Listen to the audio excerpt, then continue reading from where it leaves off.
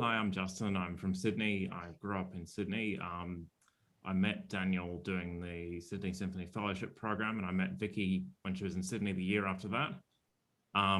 Just after that, I moved to Adelaide to start a job with the Adelaide Symphony Orchestra, and I've been living there since the start of last year. Freedom within restrictions is basically summarizes how I've approached my experience as a musician during COVID-19. Um, Essentially, I moved to Adelaide and I worked with the orchestra for 7 weeks before we were told to go home, and we couldn't work for just over 3 months. So I was in a new city without any work, didn't really know anyone that well, and I was told to stay inside. So I had to find other ways to experience freedom both creatively and personally.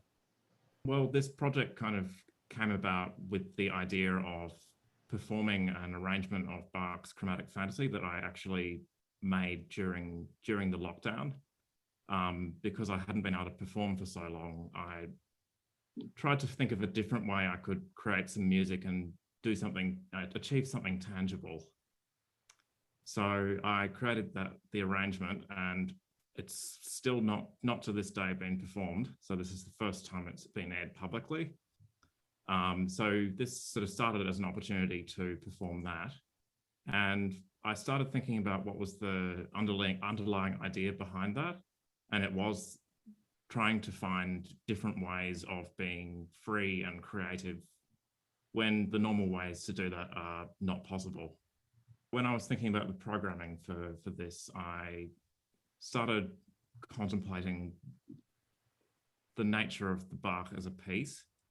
And I thought about the fact that even though it's strictly notated like most Western classical music, it sort of allows the performer to find some freedom and experiment and play around with what's actually written on the page. So for example, there are large stretches of it where it's just written the notes of a chord, and you can interpret that however you want. Most people choose to play it as an arpeggio. So it sort of works within the constraints of notated music, but it allows you a bit of freedom to explore your own personal interpretation of it and bring out what you see in it. So that led me to sort of search for some other pieces for unaccompanied viola that also featured that. I was brought to the Brett Dean Skizzen for Siegbert, which for most of that piece, actually, it doesn't have any bar lines, so it's got notated rhythm, but you're able to interpret the rhythm in whatever way you feel like. So you can stretch the rhythm, play around with it, and in spite of that, it's got a very short, very fast virtuosic movement in the middle that is extremely strict in its notation. There's very little freedom of interpretation, but it's got quite a frequently recurring motive in it, and every time you hear that, one or two notes are different. So there's a little bit of playing around with your expectations in that sense. The reason I chose the Capriccio by Vieuxtemps was that it's a piece that's kind of been in and out of my career for close to 8 years. And every time I play it, I try to approach it in a different way. It's written as a homage to Paganini and his extremely virtuosic caprices for the violin, but in the character of the viola, it's actually quite melancholy and understated in its virtuosity. So it shows off what the instrument is capable of, but without sort of appearing showy. But it's also got a recurring motive that is slightly different every time. And Vieuxtemps adds interpretation and changes the harmony and just creates little bits of variety in that way. So as you play it, you can explore what you'd like to bring out in it each time it comes back. And in the nature of the caprice, which means to sort of frequently and unexpectedly change character, you're also open to sort of play around with the character that you bring out in the melody. During the process of preparing for this concert, I planned a trip back to Sydney to see my family. And at the time, there was the beginnings of a virus outbreak in Sydney. And what I had to do was essentially get back on a plane at the last minute, flee home, and then spend 14 days in isolation.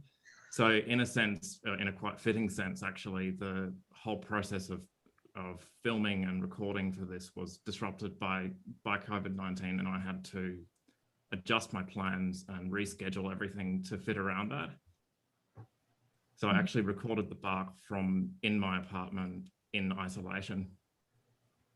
So during the 3 months of lockdown last year, where I couldn't work, I had to find something else to spend my completely empty days doing. And being in an unfamiliar place, I was trying to think of ways that I could explore the city and get to know my surroundings a bit better.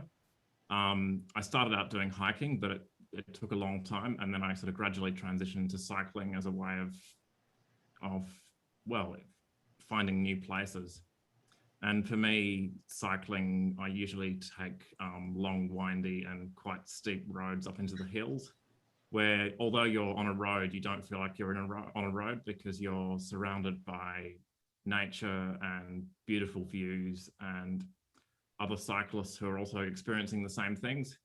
But on top of that, also the actual physical experience of being on a bike on the road is quite exciting and different as well, because every little bump in the road you feel all of the tight corners that you have to turn around.